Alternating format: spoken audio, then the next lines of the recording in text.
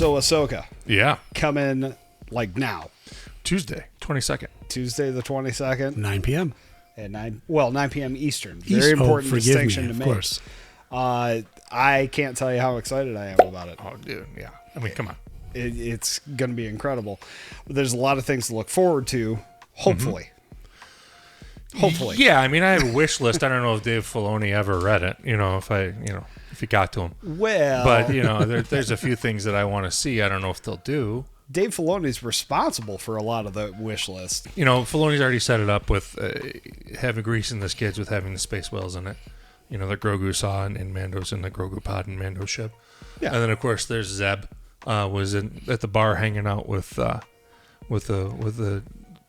starship with the X-wing fighter pilots. Yes. In Mando season 3, it begs the question: is he going to show up? I mean, I don't know. It looks like everybody else is. Yeah, I mean, Harrison Dula's in it, Chopper's in it, obviously Sabine Wren is in it.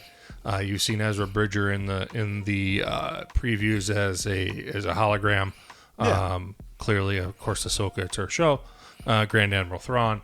I mean, all these characters have already seen them in the previews. You haven't seen Zeb, but other than that, the Ghost, the ship's in it. Yeah. You've seen all of these things. So, how is that going to be? I don't know. I mean, Mon Mothma, you've seen her in the previews from Andor's Mon Mothma. Sure. So it'd be interesting to see. A lot's going to depend on what's the timeline. Where is it? I mean, we know it's in the Mandoverse, right? But is it where in the Mandoverse? I suspect it's probably sometime after the end of Mandalorian Season 2, whether that takes place during Mando Season 3 or after Mando. I don't know. Well, that's an interesting point, too, because the first episode should establish the timeline, where in the timeline it is. And the last place we saw Ahsoka was with Luke. Yeah, in Mando Season 3 in one of those, or Book of Boba Fett. I'm sorry, Mando Season 2.5. Yeah, that's exactly what that is, too. In Book of Boba Fett, you're right. She was on Luke's planet with the Academy. Yeah.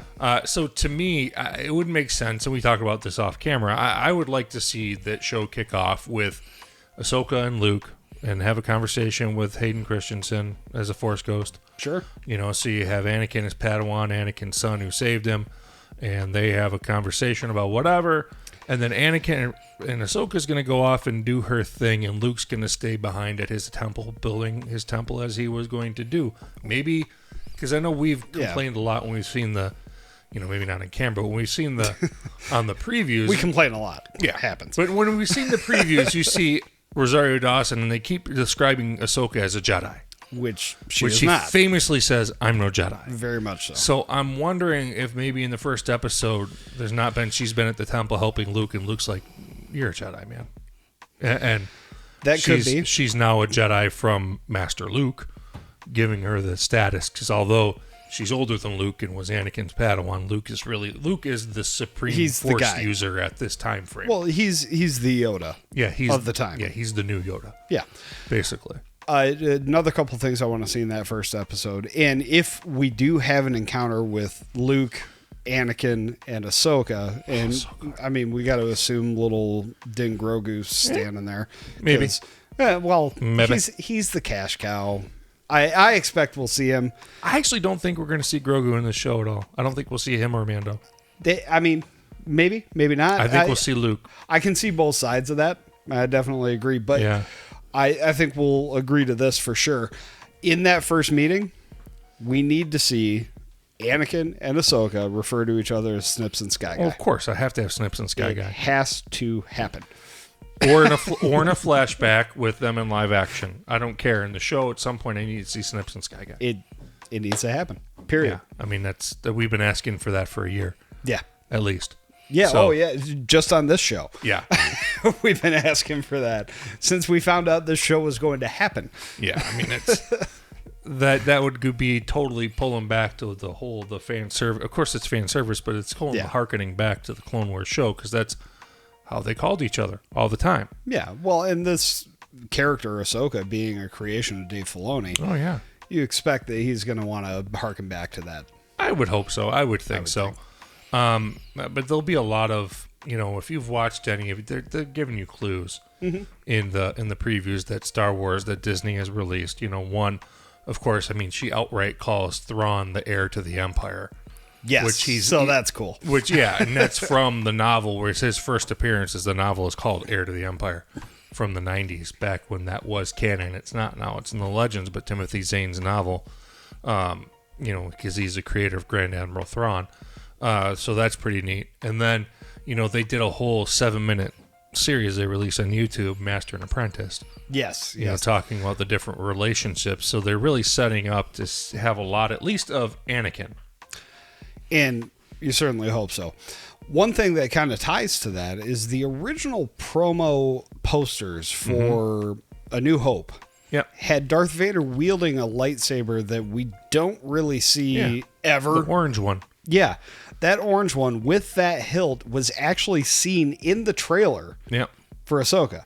Ray Stevenson was wielding it. Yes. So how freaking cool is that? That's going to be brought into canon, hopefully explained. Yeah, I mean, I've seen other videos and people have said that it's a different kind of crystal, apparently. I don't know the whole things behind it. It's not a kyber crystal. It's a different kind of crystal. Sure. That was used by somebody else at a different, I don't know the whole thing. Shit's out there. You can Google that stuff. You can I don't really know the history behind it. I honestly think it just came from an artist depiction. I'm sure. I mean, back then, I'm talking, but the actual in use, there's a whole canon behind it now. At this point, of that color lightsaber. That's a great thing about Star Wars. When somebody messes up, they make it canon. They have to make it canon. And they have to figure out how it can be canon. They had a story to it. It's such a cool thing. To make it that way. So, I know it is cool. Star Wars, and unfortunately, fortunately or unfortunately, through the different years of starting and stopping and doing this and that, and starting with the 3 movies they started with, and then they were on hiatus basically for, they didn't make movies from 1983 to 1999. And then they started with the movies that came before those first 3 movies. You've gone to a point where it's become so oddly the storytelling because of the way it was filmed initially. George, he made those original 3 movies because that was the best story. Yeah. Of the ones he had kind of planned out. The ones he could technically accomplish at the time. Right. Too. Yeah. You couldn't. And they had to invent. I mean, they invented a special effects company, ILM, to make those movies. And they're pretty good. Industrial Light and Magic, they're kind of good. They do like everything.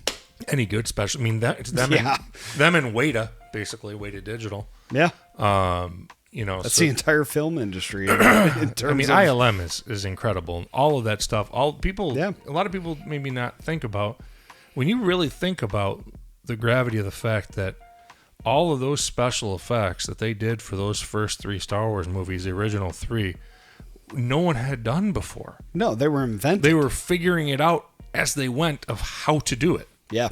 And that's incredible to look at, because they still hold up today. I mean, yes, they hold up because George has gone back and digitally polished them a little bit here and there to make them, as technology's gotten better, to kind of add that technology in where he can. But it was groundbreaking, and it will. That's one of the beauties. Star Wars has always been groundbreaking, and these new shows are no different. I mean, the volume that The Mandalorian was filmed on, that I'm sure Ahsoka is filmed partially on, it has to be, is awesome. Yeah, well, and it's a groundbreaking technology. Yeah, you're absolutely right. But that's part of the lore of, well, not the lore, but the appeal of Star Wars is it's a living, breathing entity. Yeah. It changes even the first movie. You go back to A New Hope now, it is not the same movie that was shown in theaters. Well, no, and it wasn't called A New Hope either. It was just called Star Wars. Right, it was just called Star Wars. But that brings to the point of now we're finally, of that changing, you need it with all those different things that have been made, starting with those 3 movies and then making the prequels and then making the Clone Wars cartoon, which really added life and depth to the prequels films. Certainly. And now with, you had the sequel films, the glue, we've said it before, the glue that holds all of that together is Ahsoka Tano. 100%. She is the glue for all of that. She's the most important Star Wars character ever created. And the best Star Wars character ever created. Ahsoka is awesome. We will accept no arguments. No. She's the best character. She's my favorite character. She's the best character, period. Yeah.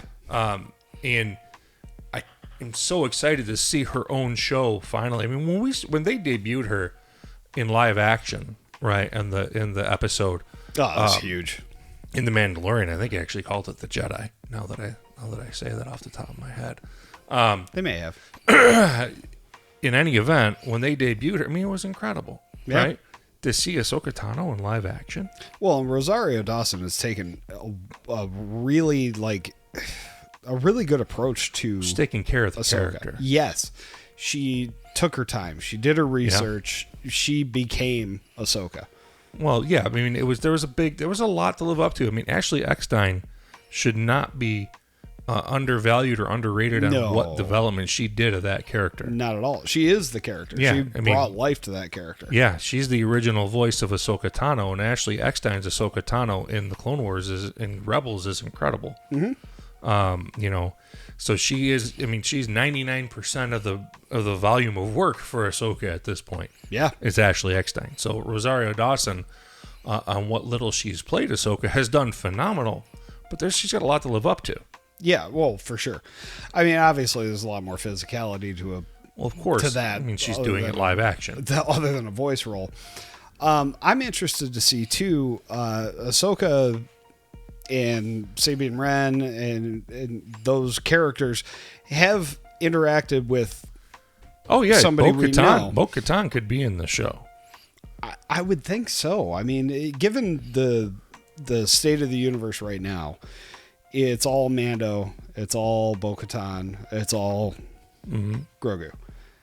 To not have one of those characters show up, I would be shocked. Bo-Katan's the best candidate. I think Bo's most likely, yeah. Bo-Katan is because, obviously, again, at one point, Sabine Wren had the Darksaber and gave it to Bo-Katan, which started all of the tragedy of you have to win it in a battle, right? And she didn't. Yep.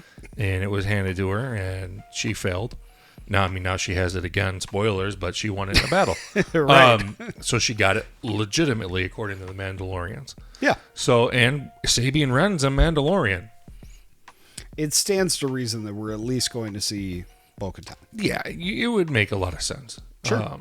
So it would be interesting. I love Bo-Katan, obviously. I mean, how can you not love Starbuck? Well, now we're talking about something different. Well, geez, whatever. Bo-Katan and Starbuck are the same thing. Okay, just different shows. Just different shows. Same character, same characters. actor. Katie Sackhoff. Mm-hmm. She does a great job as both those characters. She does. Katie Sackhoff being Bo-Katan in the voice actor and in live action. That's so has cool. done an outstanding job in the Mandalorian TV show. Completely but again, I agree. don't know that even if she's in, it'll be a snippet. I don't want her in for 3 episodes. I don't want Luke in for 3 episodes. This is Ahsoka's show. Yes, and it should focus on Ahsoka. A lot of the problem with the Book of Boba Fett, it became Mando's show. It became Mando's show. It did not focus on Boba Fett. Mando loomed over Boba, which is weird because without Boba Fett, Mando wouldn't exist as a character. 100%. Fett, people loved Boba Fett. And he did not get his due even in his own show. They did it so poorly. I liked certain episodes, but it could have been the Book of Boba Fett should have been so much better. I liked the episodes with Mando in them because those were the best. Those were the best done ones. Episodes. Right. The other episodes, it's like they made Boba Fett be out of his character. Yes, and I don't want to see that with Ahsoka. That's the point I'm getting at. Well, and the big thing there is Filoni's at the helm, so this is his baby. Ahsoka is his baby. Oh, always has been. And he's directing the first episode, and I think he's directing the 5th episode. Excellent. And then Rook Fukuyama is directing the last episode. Okay. And he's been incredible in The Mandalorian. So for sure. And I think he might be the executive producer of Ahsoka, of this show. So it's going to be good. It's going to be good. I'm excited for it. Yeah. So hopefully we get some really cool stuff. I agree. Thanks for watching the Nerd Card. If you like this content, please remember to like and subscribe and hit notifications so that you get notified of every new video that we have. And do not forget, you can check us out on YouTube, Facebook, Instagram, Twitter, all that good stuff, and especially thenerdcard.com. And with that, we will say, what's on your nerd card?